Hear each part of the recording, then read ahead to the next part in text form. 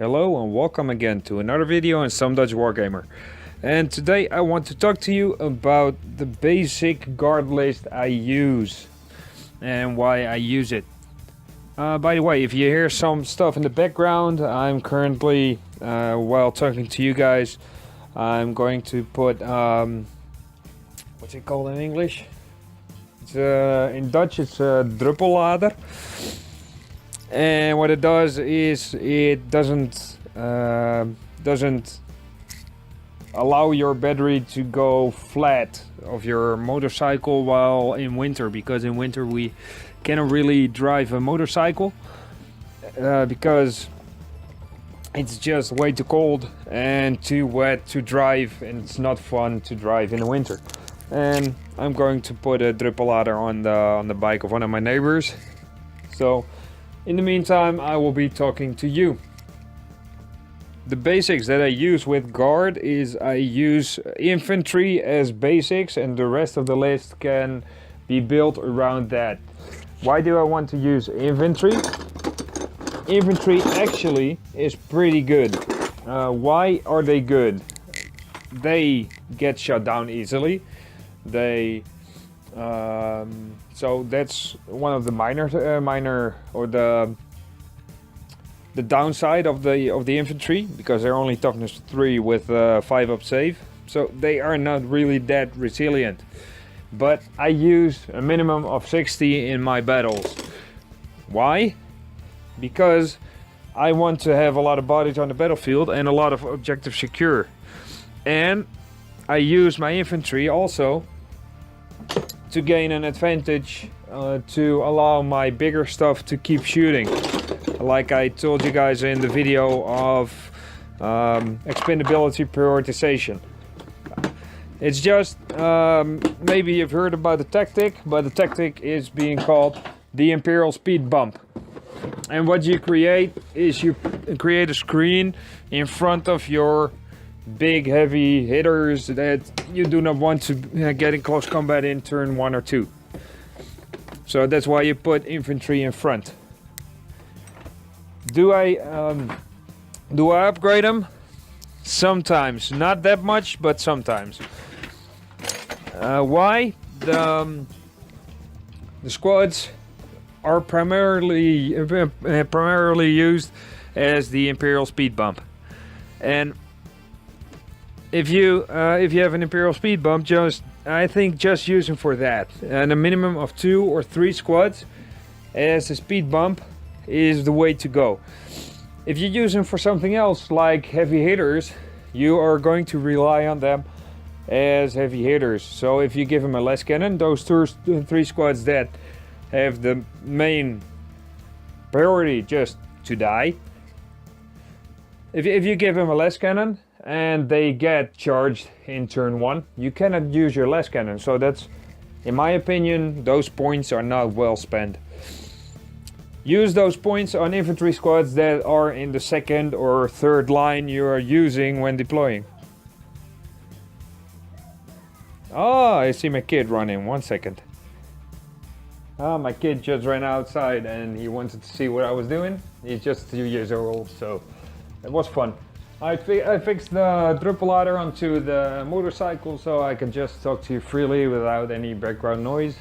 Maybe I'm just walking around a bit because I'm talking to you guys with earplugs and a microphone in, so maybe you hear me walking or whatever.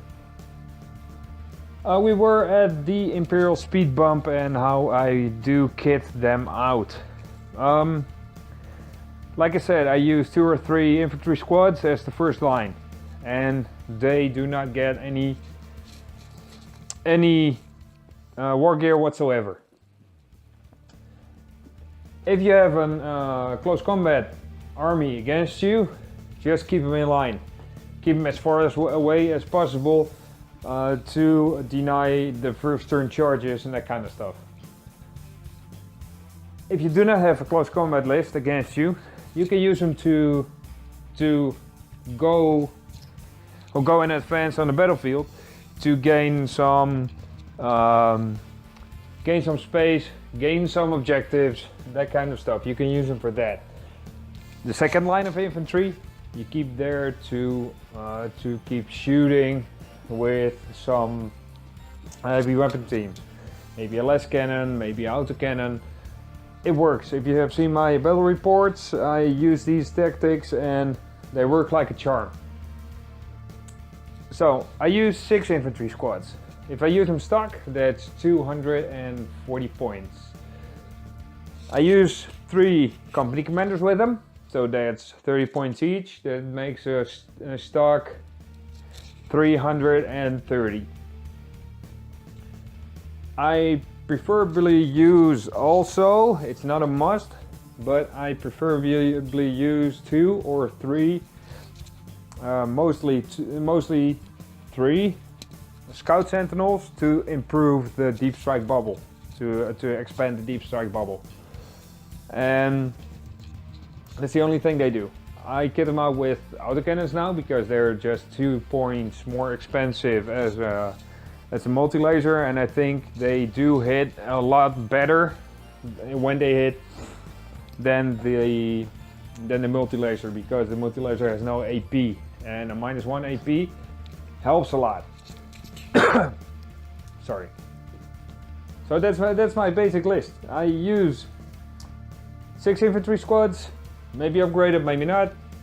3 company commanders to support them, and 3 or 2 scout sentinels. And when I have that, I can fill up the rest of the slots with 3 heavy weapon teams or other heavy support choices. And next to that, you have 3 elite slots to fill. And if you want to do that as cheap as possible, you can use 3 astropaths or a gunnery sergeant Harker or priest or whatever you use. It's not that expensive. If you use the minimum number of what I told you is 240 for the infantry, plus 90 for 3 company commanders, plus 3 times 74 points for the scout sentinels, and 3 astropath as a minimum, which are 30 points, makes 561. And you can do whatever you want with your heavy support. Let's say we take the minimum, which is 3 heavy weapon squads with just mortars, which brings you brigade of 645 points, which is relatively cheap for an Imperial speed bump that denies the close combat, and with that you have some flexibility, tactical flexibility also, to gain a foothold on the battlefield, because you have that many units. You still have more than 1300 points to spare to get a good list, and I've shown you a couple of lists in my battle reports. One was with tanks, one was with what was it again, with artillery, with wyverns and a manticore and that kind of stuff. And mostly I use also Elysians or Scions or something comparable that can deep strike and hit hard. So I have more priority targets for my enemy that are cheap on the battlefield. If they do not kill him, they will kill my heavy stuff. They will shoot big guns at my heavy stuff, which I do not want. And I put some other things like Elysians or Scions or whatever on the battlefield, and that's the next step that I'm going to look at to build my list. So I have about 650 points used already in my stock list, and I use 284 points total of Elysians, or I think it was 294 now with the Scions, or I can be 5 points up or down compared to that. But with the Elysians, 2 company commanders and 4 special weapon squads is 240 points, or 48 points. which brings a grand total of 893 points, which give you 1100 points to spend on different stuff. And you can do whatever you like. If you want to play airborne, play airborne. If you want to play mechanized, you can integrate that in the minimum amount of infantry you need. What I think you can gain extra infantry squads also. Whatever you like. If you go full infantry, sure, go ahead. The only tip I want to give you with that is put some scout sentinels also in it. Like I told you, just to increase the deep strike bubble. And they are bullet magnets, so your infantry will not get shot at. You can go full tank, you can go full artillery, whatever. But I think you need this as a basic to do whatever you like. If you want to go full infantry, just move them up, go ahead. It's just the way, the style you want to play. It's no problem at all to not have this as a basic. You need to play whatever you like to play. The only thing I say is this has worked out for me. It's helped me a lot to build my lists. It's helped me a lot to protect my other units, and I hope you guys can do something with this tactic also. If you have any questions, something that I missed, something that I left out, please tell me. I can also learn a lot from you guys. If you like this as a basic list, please tell me also. Say it in the comments, put a thumbs up, share this video, whatever, and please, if you are not a subscriber, please subscribe to the channel.